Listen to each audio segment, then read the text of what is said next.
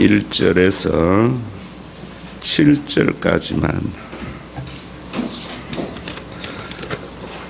읽겠습니다.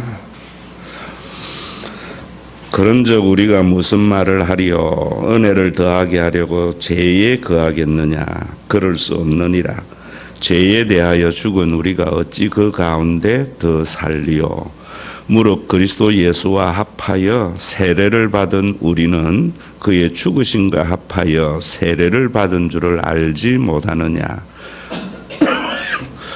그러므로 우리가 그의 죽으심과 합하여 세례를 받음으로 그와 함께 장사되었나니 이는 아버지의 영광으로 말미암아 그리스도를 죽은 자 가운데서 살리신과 같이 우리로 또한 새 생명 가운데서 행하게 하려 함이라. 만일 우리가 그의 죽으심과 같은 모양으로 연합한 자가 되었으면 또한 그의 부활과 같은 모양으로 연합한 자가 되리라. 우리가 알거니와 우리의 옛사람이 예수와 함께 십자가에 못 박힌 것은 죄의 몸이 죽어 다시는 죄에게 종노릇 하지 아니하려 함이니 이는 죽은 자가 죄에서 벗어나 의롭다 하심을 얻었습니다. 아멘. 이 로마서의 말씀은 복음의 진수라고 그러지요. 이 말씀을 잘 이해하게 되면은 바울의 생각이라는 것은 지난 주일도 말씀을 드렸지만은 어떤 사건이나 어떤 사람을 볼 때 같이 판단하는 기준이 생각입니다. 또 행동의 선택의 기준이 생각이지요. 그래서 어떤 가치 판단을 하고 선택을 하느냐 하는 것이 우리의 삶을 결정짓고 우리의 삶의 모습이 드러나는 것이지요. 바울은 똑같은 것을 보고도 고린도 교회나 일반 교인들과 다른 가치 판단과 선택을 하면서 살아갔어요. 그래서 바울 서신들 로마서나 고린도전서나 데살로니가 전후서나 빌립보서나 골로새서 이런 것을 볼 때에 여러분들이 바울이 생각하는 것하고 그 교인들이 생각하는 것이 어떻게 다른가 알지 못하고 그저 문자에 매여 있으면은 우리의 삶의 변화가 일어나지 않아요. 그래서 우리가 정말 바울이 누렸던 복음 안에서 누렸던 구원의 삶, 개인에게는 자유입니다. 제가 여러분들에게 늘 강조하는 것이 예수님과 연합하고 예수님을 알게 되면은 자유하게 된다. 우리가 힘들고 우리가 많은 문제가 있고 내가 불행하다고 생각하는 것은 그리스도 안에서 자유롭지 못하기 때문에 왜 그런가? 율법의 얼매인 신앙생활하기 때문입니다. 여러분들이 복음을 알게 되면은 여러분 미래가 여러분들의 발목을 잡기도 하잖아요. 그래서 미래를 생각하면 염려와 근심이라는 것이 나를 얽어매잖아요. 우리가 올바른 복음을 알게 되면은 그런 염려에서 해방되어져요. 그러면 실제적인 삶의 해방이 있는가, 염려가 없는가? 그것은 아니에요. 왜냐하면 예수님이 십자가에 죽으시고 부활하시고 난 성령을 보내어준 우리는 하나님의 나라가 우리의 삶에 원리적으로 이루어진 거예요. 실제적 성취는 재림 이후에 우리의 육신의 삶이 완전히 변화될 때예요. 그래서 어떤 변화가 있는가? 우리는 이제 예수님의 재림과 함께 시공의 제한을 받지 않는 육신으로 변화되어져요. 그때 실제적인 평안을 누린다, 자유를 누린다고. 그러면 우리는 지금은 원리적이라는 것은 하나님의 아버지 되신가 다른 사람을 가족으로 여기며 살면은 그 원리를 따라 살아가면은 그 삶을 경험하게 되어져요. 그래서 제가 여러분들에게 이야기하는 것이 뭐냐면은 내 자녀가 대학에 떨어져도 육신적으로 생각하면 참 암울하고 기분 나쁜 일이지만은 그 합격한 사람이 그 가정이 기뻐하는 사건이 있잖아요. 그걸 나의 가족의 기쁨으로 받아들인다고. 그러면은 또 다른 위로가 있다고. 이것이 신앙생활이에요. 지난 주일 새벽에도 우리가 우크라이나하고 축구를 했을 때 우리가 졌을 때 아쉽고 이런데 그 우크라이나 사람들은 굉장히 즐거워하고 기뻐하잖아요. 그래서 그런 기쁨을 같이 공유해서 내 어려움을 감소시켜 나가는 것이 신앙생활이거든요. 그것이 설교를 들어야 하고 복음을 들어야 할 이유라고. 아마 축구를 좋아하는 사람들이라면은 축구를 좋아하는 사람들이라면 전부 그런 생각들을 했을 거예요. 다 기분이 나쁘고 이랬을 거예요. 그런데 예수를 믿는 사람, 저도 처음에는 아쉽고 이렇지만은 복음 안에서 그 것을 보면서 그것을 또 다른 위로를 얻을 수 있는 삶, 이런 것이 영적 전쟁에서 승리예요. 우리의 삶에 이런 일들이 참 많이 있잖아요. 그럴 때에 가치 판단을 바울과 같이 해야 되는 거예요. 그런데 바울이 왜 이런 가치 판단에 변화가 일어났는가? 그것이 로마서에 잘 기록이 되어져 있어요. 오늘 여러분들이 이래 많이 오셨는데 오시면서 제가 쭉 볼 때에 우리 이현숙 집사님 같은 분도 아버지가 간 이식 수술하고 병 간호하다가 이제 좀 쉬어야 되겠다 해서 일을 안 나가니까 교회에 수요 예배도 오시잖아요. 그러면은 종교인으로서의 김종욱 목사는 좋아요. 교인 한 사람이라 더 와서 예배를 드린다면은, 그럼 종교인을 벗어나서 거듭나고 새롭게 변화된 김종욱 목사로서는 또 다른 생각이 있는가 하면은 김성국 집사님에게 짐을 너무 무겁게 지고 아이들 아직까지 학교 다니는데 일을 안 하는 것에 대한 또 다른 전혀 차원이 다른 염려가 이렇게 생겨나거든요. 이런 가치 판단을, 이런 것이 없이 무조건 우리가 예배에 많이 참석하고 신앙생활만 잘하게 한다면은 그건 종교인이 지사님의 삶을 전혀 고려하지 않는. 그러니까 지금 우리 한국에는 교인들의 삶에 고려가 없이, 목사님들은 이야기했잖아요. 예배의 모범에 맞는 삶이 목사님의 자연스러운 삶이에요. 수요 예배, 주일 예배 이런 거는 제가 미국 빌립보 교회 가서도 그러니까 웃더라고. 양복을 입고 왔었는데 나는 작업복이라고. 여러분들은 캐주얼이 작업복이지만은, 응? 그러니까 완전히 반대의 삶이라고. 그걸 가지고 종교 생활을 강요하고 이래버리니까 힘들잖아요. 그러나 또 한편에서는 이런 것이 이현숙 기사님이 예배에 왔을 때 예배에 오는 것만이 아니고 지사님이 이 예배를 참여함으로 복음을 들음으로 말미암아 가치 판단이 점점 복음 안에서의 가치 판단으로 변화되어져서 바울과 같이 자신을 얽으면은 많은 것에서 자유함을 좀 더 누리게 사는 것이 더 복된 것이고요. 개인이 그런 자유를 누리게 되면 어떤 일이 일어나는가 하면은 공동체가 든든히 세워져요. 교회가 든든히 세워지면 세워질수록 여러분들의 삶에 평안이 있어야 돼요. 평안이.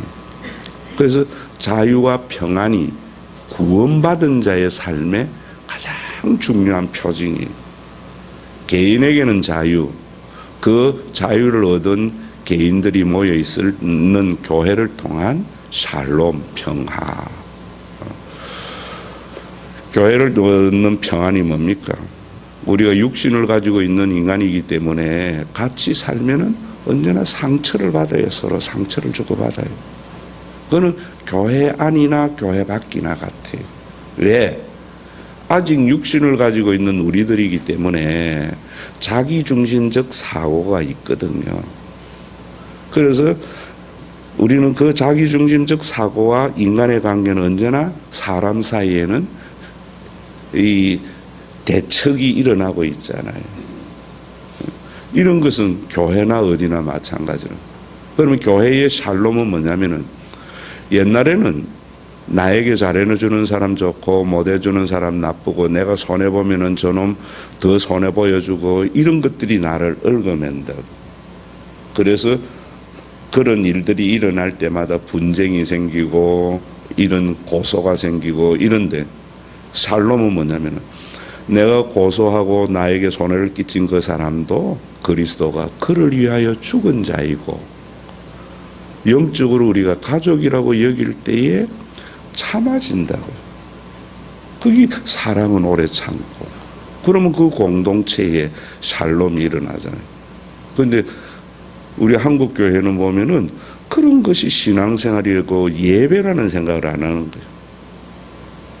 예배를 그저 시간에 맞춰서 드리는 이 예배 모금 속에 있는 것만이 예배라고 생각하는 거예요. 그런데 히브리서에 보면 바울은 이런 찬미의 제사보다 선을 행함과 나누어 주는 예배를 하나님은 더 기뻐하신다. 그 말이 뭐냐면 구제하는 거 이런 말은 아니에요. 우리 일상의 삶 속에서 가치 판단이나 선택에서 복음적 가치 판단과 삶을 선택을 하면서 사는 삶 자체가 예배예요. 예배. 그래서 우리 교회에는 이런 제가 모여서 드리는 예배의 강조보다 삶을 강조하니까 교인들이 모이는 예배에는 열심히 하지 않지만은 제가 볼 때는 다른 교회의 교인들보다는 훨씬 가치 판단에서는 복음적 가치 판단을 하면서 살아간다. 여러분 이런 것이 얼마나 아름다운 일인 줄을 아셔야 된다. 그런데 종교적인 관점에서만 봐서 자꾸 뭐 예배 열심히 드리고 이런 것이 바른 신앙생활이라고 생각해 버리면은 그건 종교인으로서의 바른 것이요. 그래서 여러분들이 이런 가치 판단, 여러분들이 로마서를 들으면서 좀 더 자유로워지고 그 자유로움이 교회 안에서는 샬롬, 평화로 나타나고 또 여러분들이 돈에 대한 자유함을 얻으면은 저는 여러분들에게 이야기했잖아요. 앞에 저 폴링도도 우리 교회 같으면 뭐 저거 한 2천 몇백만 원 들었는데 저거 별거 아니어야 되는데 우리 교회는 저기 참 저는 일반 재정에서 그 여유가 있으면 해야 된다는 생각이 있었는데 여유가 없었어요. 왜 없었는가? 원일 유치원은 3천만 원 빌려줬는데 안 주더라고. 그거 가지고 했으면 됐는데 지금도 안 줘. 가족이라고 준 거예요 그때는. 안 준 건 그 사람 몫이고 준 건 하나님 앞에 아름다움이고 저는 그런 생각을 해요. 그래서 3년 동안 못하고 있었다고. 왜 할 수 있었겠지. 여러분들에게 제가 강요하고 이래버리면은 때가 되면 또 자기 어머니 허리 수술해야 되는 게 어머니 수술이 불가능하니까 그것이 미랄이 되어서 저렇게 되어진다. 그럼 여러분들의 삶에 샬롬이 일어나잖아요. 그러니까 우리가 이런 어떤 부분들에 있어서 여러분들 물질의 평안을 얻게 되어지면은 물질의 평안은 주님을 믿는 가운데 생기는 거거든요. 생기면은 여러분들이 교인의 의무는 두 가지요. 11조와 주일 성수. 또 그것도 그 정신을 아셔야 돼요. 형식적인 것만이 말고요. 그래 되어지면 교회가 점점 부유해지면은 여러분들의 삶에 저는 그렇게 생각해요. 우리 교회에도 그런 겨자시연금이나 이런 것들을 많이 받은 분들 다 거의 떠난 분도 많아요. 그러나 그 떠난 건 떠난 거고 우리가 해야 할 일들은 해야 할 일이고 그리고 또 지금도 어떤 생각이냐 하면 이제는 정말 진정으로 거듭난 세례로 그리스도와 합한 자만을 가족으로 생각해야 되겠다.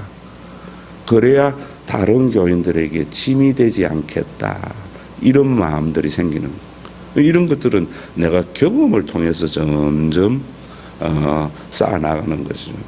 목사라고 완성된 자가 아니거든요. 그래서 이 샬롬도 굉장히 우리 교회도 이제 점점 더 샬롬이 일어나고 있는 거죠. 그러면 이런 것들이 오늘 여기에서 왜 있는가 하면 이 성경 말씀을 보면서 벌써 몇 주 됐으니까 여러분들이 잊어버려서 다시 말씀드리겠습니다. 1절, 2절은 지난번에 한 거거든요. 그러므로 우리가 무슨 말을 하리요? 은혜를 더하게 하려고 죄에 거하겠느냐? 그 앞에 죄가 더한 곳에 은혜가 더욱 넘쳤나니라고 하니까 그 말씀에 의해서 은혜를 더하려고 죄에 거하겠느냐? 그럴 수 없다. 이런 말을, 자 이제 저를 보세요. 죄가 더한 것에 은혜가 더욱 넘쳤다 이 말을 죄 많이 지은 자가 하나님의 은혜를 더 받았다 이래 해석을 해버리니까 이런 일이 일어나는 거예요. 죄가 더한 곳에 하나님의 은혜가 더욱 넘쳤다는 말은 이스라엘 백성들이 그 전에 그랬잖아요. 시내산에서 율법을 받기 전에는 죄를 죄로 여기지 아니했다. 다시 말하면 여러분들이 교회에 다니기 전에는 주일 성수 안 하는 것을 죄로 여기지 않잖아요. 교회 안 다니는 사람이 주일 성수 하는데 죄라고 생각하는 사람 어디 있어요? 교회에 안 다니는 사람들이 11조를 안 한다고 해서 죄라고 생각하는 것이 없잖아요. 그런데 여기지 아니했다 이 말은 무슨 말이냐면 그냥 여기지 아니했다는 것이 아니라 그 죄에 대한 책임을 묻지 않는다 이런 말이었거든요. 그러니까 주일 성수를 그래도 죄는 존재한다 이런 말이에요. 그러면 이런 것들을 종교적으로 해석을 해서 그저 물리적 크로노스적인 시간에 예배를 드리지 아니하는 것이 죄인데 이 죄를 죄로 여기지 아니했다 이래버리면은 종교적이게 돼. 굉장히 성경은 디테일하고 예민한 문제예요.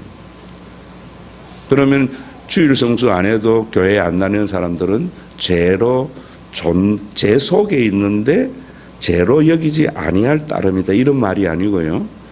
여러분들이 교회에 다니기 전에는 주일 성수 안 하는 것이 죄예요. 그러면 주일 성수 안 하는 것이 뭐냐 하는 것을 알아야 돼요. 주일 성수 안 하는 것은 뭐냐면은 일을 절대시 하는 삶. 그게 주일 성수 안 하는 거예요.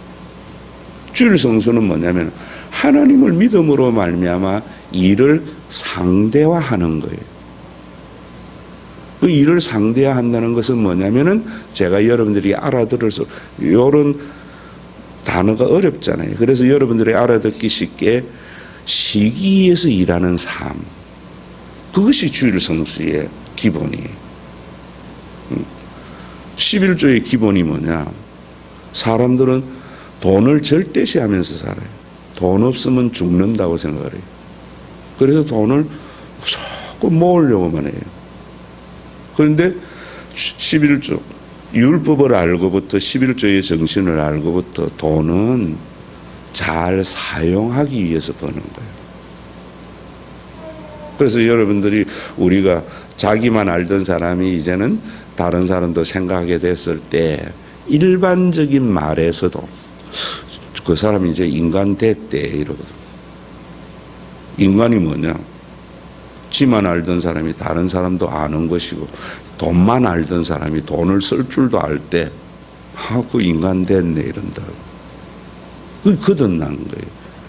그런 것이 주일 성수나 11조의 가장 기본적인 건데 우리 교회 교인들 보면은 사실은 참 여기 와서 제가 볼 때는 돈을 점점 상대화해 시켜 나가는 사람들이 참 많거든요. 상대화 시켜 나가는 사람. 누가 같이 했는데 그러더라고. 그때 그거 사놨으면은 참 좋았을 거리래. 그거 사놔봐야 자식 좋은 일이고 당신은 더 힘들었을 거라고. 여러분, 그래서 제가 여러분들이 어릴 때 아이들에게 이제는 저축왕을 중요시 여기지 말고 어떻게 소비하는가 교육을 시켜줘야지. 그게 나라 경제 살리는 거예요. 낭비하지도 않고 자기 생활의 규모에 맞는 삶을 살아갈 때 나라 경제가 살아난다. 그러기 위해서 오늘 조민아 제자님이 기도하면서 마땅히 생각할 이상의 생각을 품지 않고 자기 분수대로 사는 삶. 내가 100만 원일 때는 100만 원의 소비를 할 줄 알아야 되고요. 1000만 원의 소비를 벌면은 1000만 원의 소비를 할 줄 알아야 돼요. 이런 사람들이 자유화된 삶이에요. 그래서 여기에 보면은 은혜를 더하게 하려고 죄에 거하지 않겠느냐, 이런 것은 내가 종교적이나 윤리적인 죄가 아니에요. 옛날에는, 자, 여러분, 옛날에는 모세 오경이 생기기 전에, 십계명을 받기 전에는 그 십계명이 없을 때는 죄는 존재했지만은 그 죄에 대한 책임을 묻지 않는 삶을 살다가 유대교가 유대인들에게 율법이 생겨났단 말입니다. 모세 오경에. 율법이 생겨나면서 어떤 생각을 하게 됐는가 하면 죄에 대해서 인식하게 된 거예요. 여러분들이 교회에 다니기 전에는 주일 성수를 안 해도 전혀 죄라고 생각하지 않았다. 교회에 다니면서 주일 성수에 대한, 주일 성수 안 하는 것이 죄라는 것을 인식하게 된 거예요. 예전에는 11조 이런 거 안 해도 전혀 상관없는데 여기 교회에 오면 괜히 그런 것에 죄의식을 가지게 되었다면, 그런데 이제 죄를 더하게 되었다는 이 말은 말하면 죄가 많아졌다는 말이 아니고 죄를 인식하게 되었다. 그런데 그래서 그 율법에 매여서 살아간 거예요. 그래서 바울이 옛날에는 맨날 율법에 의해서 그 죄책감, 죄의식 이런 것에 사로잡혀 살았다. 그런데 예수님의 십자가의 은혜를 알고 나니까 이제는 그 죄의식, 죄책에서 어떠한 죄로도 듣고 남는 놀라운 은혜의 삶이 시작이 되었다. 이제는 내가 이걸 여러분들에게 알아들을 수 있는 소리로 한다면, 이제는 하나님 앞에서 내가 주일 성수하는만 매 맞을까 해서 주일 성수하는 삶이 아니라, 주일이 딱 떼어지면 하나님, 내가 하나님 몰랐으면 죽도록 일하다 죽을 인생인데 하나님 때문에 이렇게 누릴 수 있도록 은혜 주심을 감사합니다. 이것이 죄가 더한 것에 은혜가 넘쳤나니, 이 말씀이 그런 말씀이라. 옛날에는 평생 돈 이거 쓰면은 내 인생 끝나는 줄 알았는데, 이제는 하나님 안에서, 이제는 11조 안 하면 하나님이 더 많은 걸 빼앗아간다, 이런 생각 속에 유대교가 바울이 살았다면, 율법에 매여서. 그런데 하나님의 은혜를 알고부터는 이제 11조를 할 때에도 어떤 생각이 있는 가, 하나님, 제가 하나님 몰랐으면 맨날 돈밖에 모르는 인생인데 내 수고의 분복을 쓰며 살 수 있도록 은혜 주심을 감사합니다.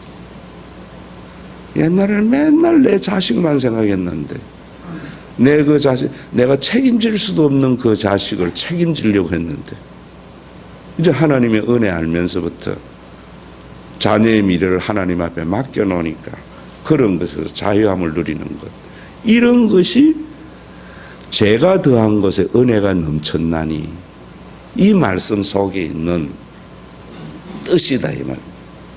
그래서 거기에 보면 그를 죄의 은혜를 더하게 하려고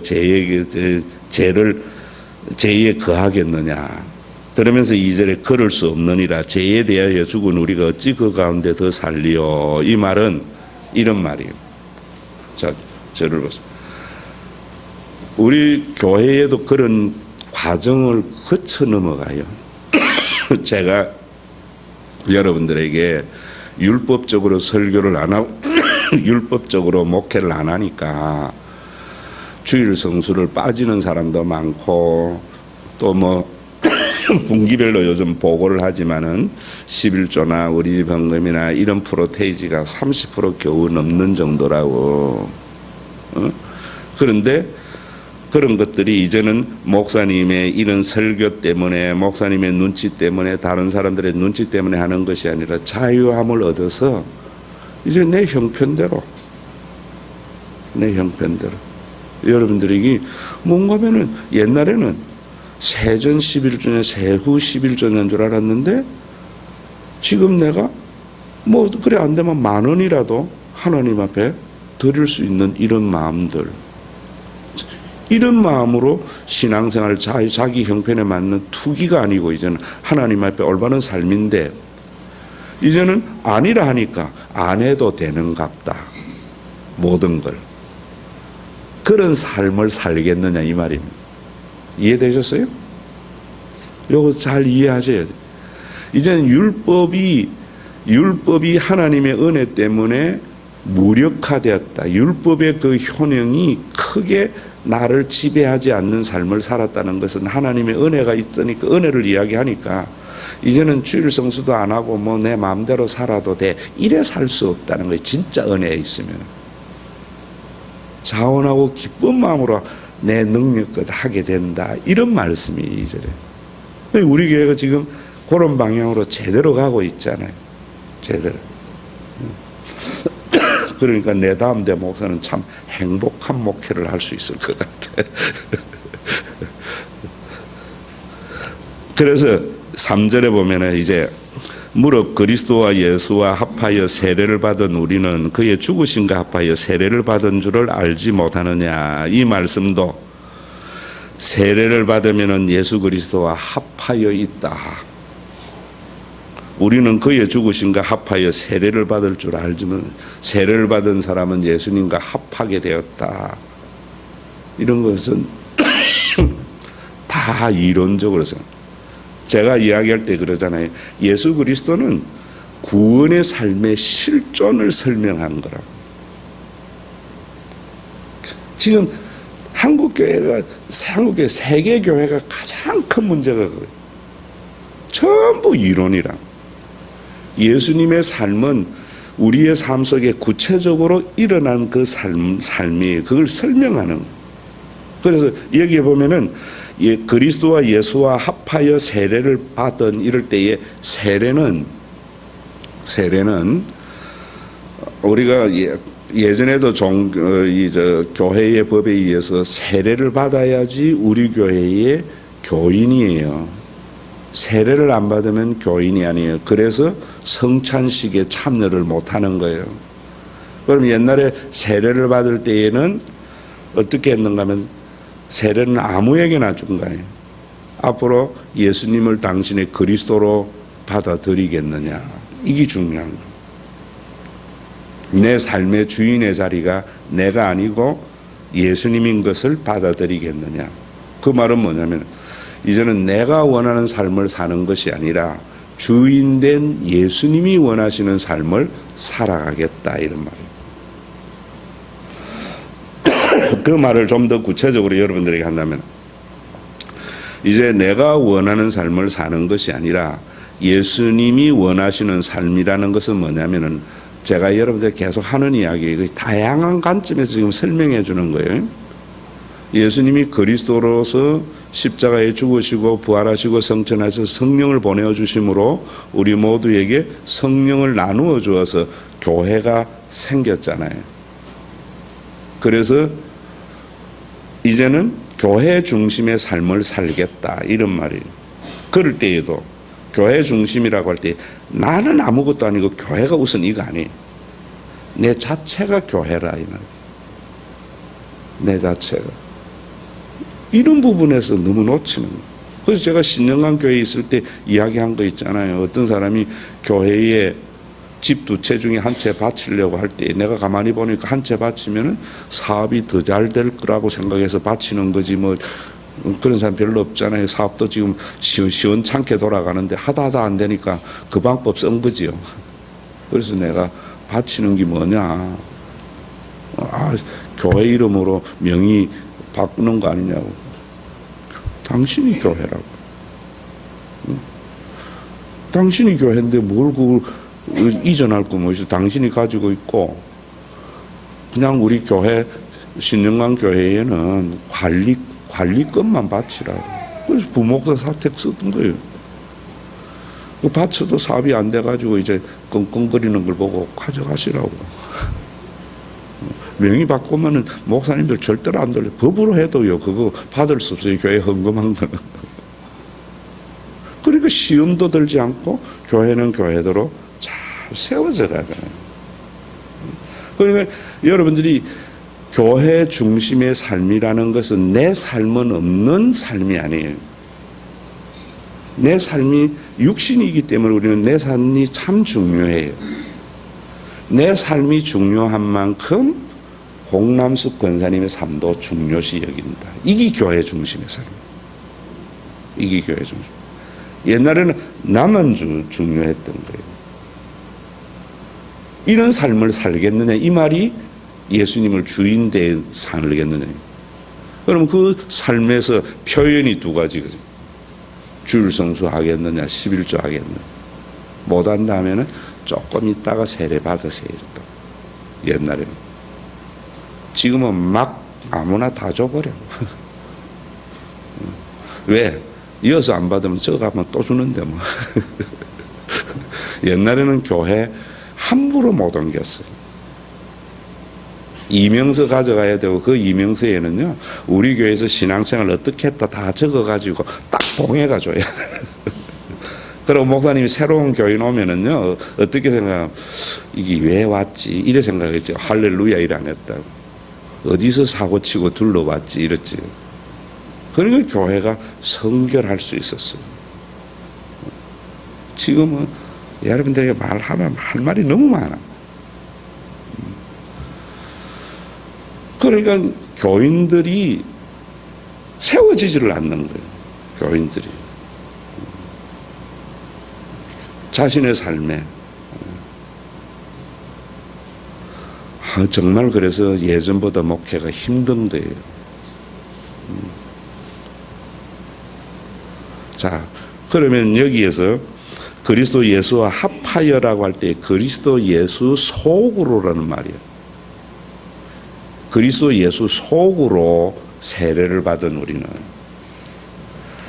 세례는 뭐냐면 내가 죽고 내 안에 그리스도가 산다는 것에 대한 종교적 예전의 표시예요. 그래서 우리의 아이덴티티가 변화된 것에 대한 예전이에요.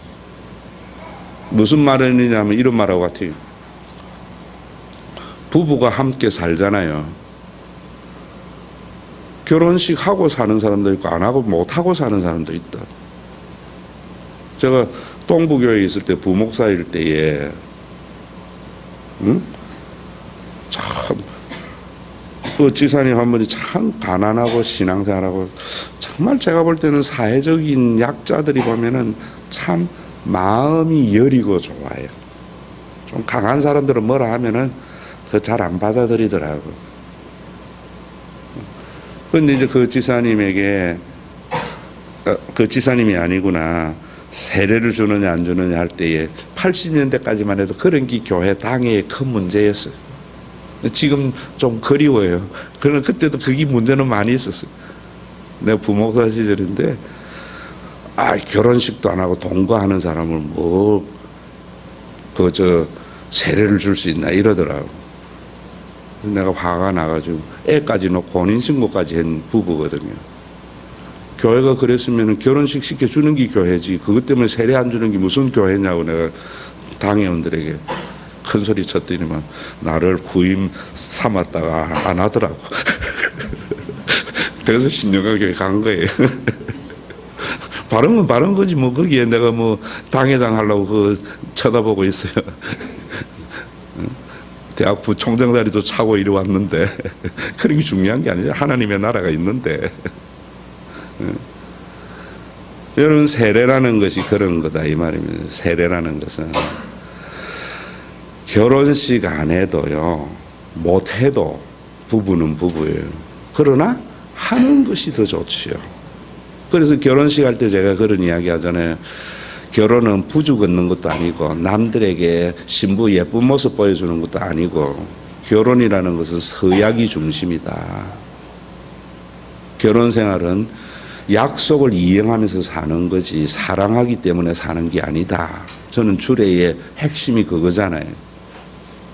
그래서 기독교는 언약의 종교이기 때문에 약속이 중요하고 그래서 기독교는 정직이 중요한 거예요. 우리 한국 교회는 왜 그런가 하면은 유교적 가치관이 있어가지고 교인이 교인답지 못해요. 유교적 가치관이 인의예지. 예의가 있어야 돼. 예의 때문에 거짓말도 시키는 게 유교예요. 어느 남의 집에 갔을 때 제가 어릴 때에도 아침 먹었냐 묻거든. 절대로 안 먹어도 먹었다 해라. 그게 예의다. 그러는 거예요. 참 그러면 그 집에서는 눈치 딱 보고는 안 먹었구만. 그게 옛날 우리나라의 모습이었다. 그러니까 우리는 거짓말을 밥 먹듯이 해도 괜찮은 거예요. 미국에는 기독교 문화에 거짓말하면 그건 아웃이에요. 이번에 그 목사님도 제가 좀 선교비를 마지막에 좀 드렸는데 그것까지 신고해야 된다는 거예요. 알게 되면 그다음부터 자기의 신용은 미국 바다에서 끝나버린다는 거예요. 그러니까 기독교는 철저히 정직이 예수님을 주인으로 삼겠다 하면 그 약속에 의해서 사는 거예요. 결혼도 마찬가지. 내가 이 남자를 일생의 내 남편으로 삼겠다는 그 약속 때문에 사는 거지. 주고 상처받아도. 세례는 그래서 이제 결혼하고 나면은 자기만이 아니라 공동체의 삶을 살게 되잖아요. 세례가 그런 거예요. 자기가 죽는다는 거예요. 그럼 죽어서 죽는 것만이 어디로 예수 그리스도 속으로 들어간다고 할 때에 나는 이제 예수님 안에 있는 자가 됐다. 이런 말이 아니에요. 예수님은 자기가 여러분들이 이 삼위일체 교리나 이런 것들이 너무 이론화돼가지고 모르는 거예요. 구원사적으로 제가 보라고 하는 성령은 또 다른 보혜사예요. 예수님도 보혜사예요. 그런데 성령이 오는 게 너희에게 유익하다 한 것은 뭐냐면 예수님은 시공의 제한된 삶을 사셔서 육신으로 왔다는 것을. 그래서 예수님과 함께 있는 갈릴리 바다의 제자들을 구원해 줄 수 있었고 베데스다 연못에서 예수님을 만난 자는 병을 고침을 받을 수 있었어요. 그러니까 예수님 주변에 있는 사람들에게만 예수님의 능력으로 은혜를 받았다. 그런데 성령을 보내주면 너희에게 더 유익하다는 것은 성령은 시공의 인간의 우리 이런 것이 존재하는 것이 아니라 영이에요. 보이지 않아요. 그 보이지 않는 하나님이 어디에 거하는가 하면 보이는 사람 속에 거하시는 거예요. 보이는 사람 속에. 그래서 이제는 예수님에 의해서 도움을 받았던 사람들이 영이 있는 사람에 의해서 하나님의 도우심을 받는 거예요. 그 영이 있는 사람들이 모여 있는 것이 교회란 말입니다. 그래서 이 교회는 예수 그리스도의 몸이다. 바울은 그랬던 거예요. 그 예수님이 여러분들이 예수 그리스도 속으로 세례를 받은 자라는 말은 세례를 받음으로 말미암아 내가 이 교회의 한 일원이 된 것을 말해요. 그 일원이 됐을 때에는 의무와 권리가 발생하는 거예요. 의무는 11조와 주일 성수고 권리는 교회를 통해서 내가 당연히 보호를 받아야 할 권리. 내 삶에. 지금도 제가 우리 이태경 장로님에게 내가 숙제를 준 것은 우리 홍영란 지사님이 만성백열병인데 형제지간에 이 골수가 하나도 맞지 않아요. 그래서 이제 그 등록도 해야 되지만은 제 마음속에 어떤 생각이 있는가 하면은 우리 교회에 맞으면 다행이고 안 맞으면 그러니까 우리 교인들이 가족이라고 생각하면 형제라고 생각하면 육신도 그러는데 맞는 사람이 있는가 한번 보자. 그런데 내가 이태경 장님 주일날 이야기했던 것은 그 골수 기증해도 기증하면은 그 사람이 많은 나쁜 일이 생기느냐? 그러면 안 해야 돼요. 그러면 우리가 나는 항상 개인이 먼저고 그 다음이 타인이에요. 우리 육신을 가지고 있는 것은. 그래서 그 부작용에 대해서 나에게 좀 자세히 가르쳐 달라 했는데 골수 기증을 받으면 기증받고 온 전신 마취를 해야 되고 제공하는 때에 많이 힘들다더라고요.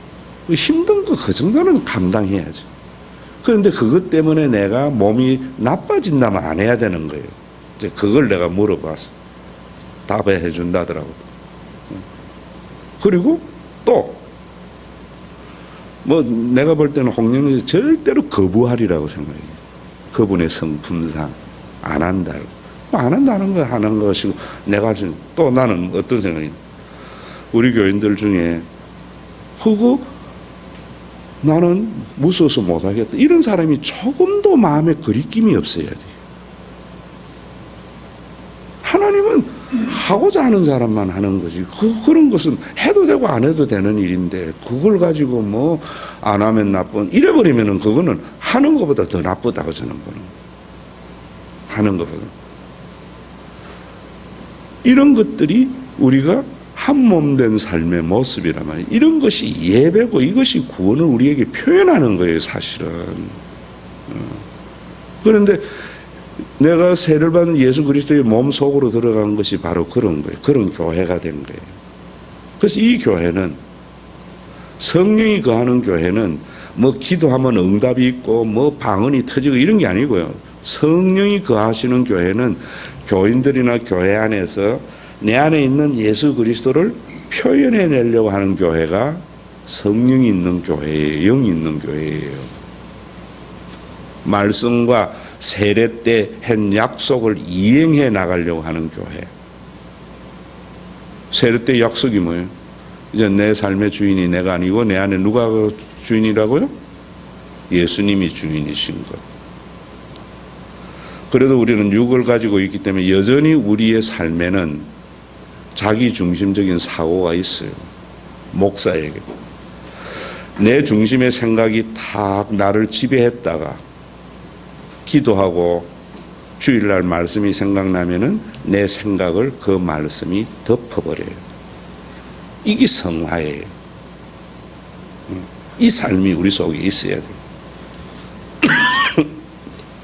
그러니까 여러분들 예수와 합하여 세례를 받으면 그의 죽으심과 합하여 세례를 받은 줄 알지 못하느냐. 이 말은 제가 이제 결론적으로 이야기하면 이런 이야기예요. 옛날에는 율법이 있기 전에는 죄를 죄로 여기지 아니했다고 율법이 있으면서 죄에 대한 인식을 생각해서 이제는 인식을 했는데 그 율법에 매여서 살았던 것이 매여서 살았는데 예수 그리스도의 십자가의 은혜를 바울이 알면서부터는 율법에 매이는 것이 아니라 이제는 그 율법이 나 삶에 아무런 영향이 없는 은혜만이 나를 지배해서 살아가는 삶이에요. 이런 삶은 앞에서 제가 이야기한 하나의 원칙이 있어요. 여러분들이 이걸 가지고 목사님의 목회를 가만히 보면 우리 교회가 정말 바르게 간다는 걸 알게 되어져요. 이런 은혜의 삶이라는 것은 철저히 저는 볼 때에 인색하고 억지로 하면 안 돼요. 자원하고 기쁜 마음으로 하는 것. 자원하고 기쁜 마음으로 하려면은 자신의 능력에 맞는 것만 하면 안 돼요. 이걸 찾기 위해서 여기까지 오는데 제가 목회를 하는 30년 걸리더라고요. 그전에도 나는 내 의가 강해가지고 교회의 능력에 지나치게 막 해주는 것이 의인 줄 알았어. 신영한 교회 교인들 참 힘들었죠. 막 해서 동네 다 퍼주고 선교 다 하고 이제는 그래 안 하죠. 이제는 우리 교회에 앞에 홍영란 지사님 이야기도 했지만 한 명도 자원하는 사람이 없으면 안 해도 돼. 그것 때문에 탓할 필요도 없는 거예요.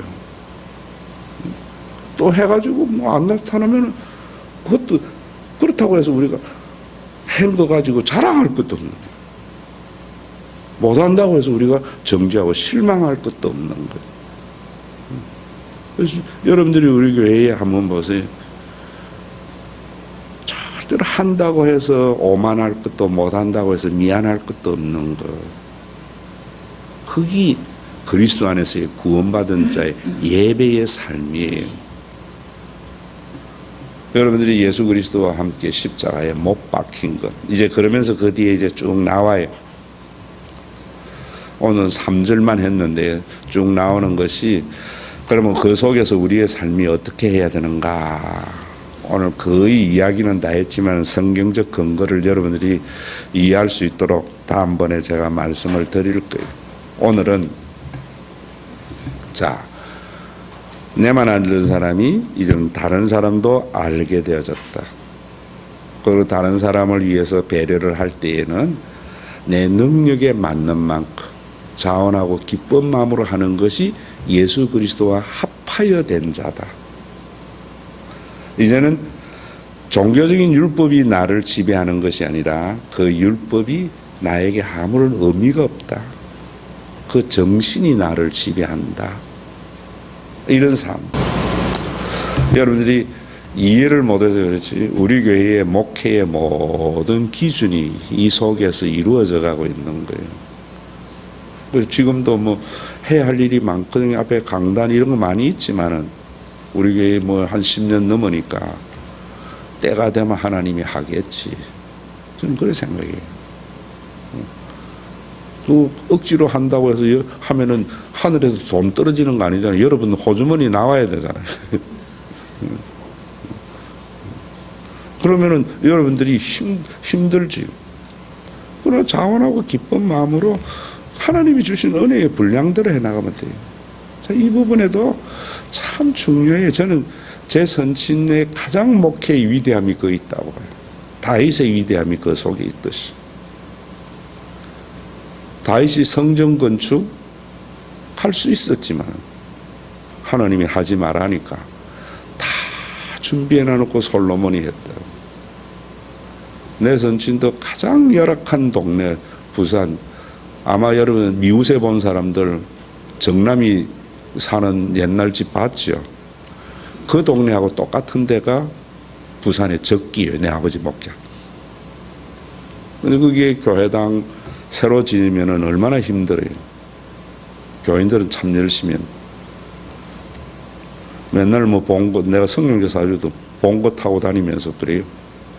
차가 사람 나 어디 이거 가도 무시 안 당한다 하고 당당히 가시고 차곡차곡 못해놨다가 부목 나를 거기 세우려는 마음이 있었는지 몰라도 한 번도 안 하더라고. 내가 부목사 세우라고. 근데 세운 건 좀 싸가지가 없더라고. 줬는데 해운대 신도시에서 교회 지으니까 지금은 막 교회가 엄청 이렇게 돼가 있어요. 하나도 힘들지 아니에요. 지금 우리나라는 왜 힘드는가 전부 그거잖아요. 이명박이 4대강 하려면은 자기 때 기초조사하고 그 다음 대통령이 그런 거 해나가고 이래 나가면 아무런 문제가 없는 내 대에 다 하려고 하는 거예요. 그 지가 메시아의 메시아 사상이. 메시아는 주님만인데.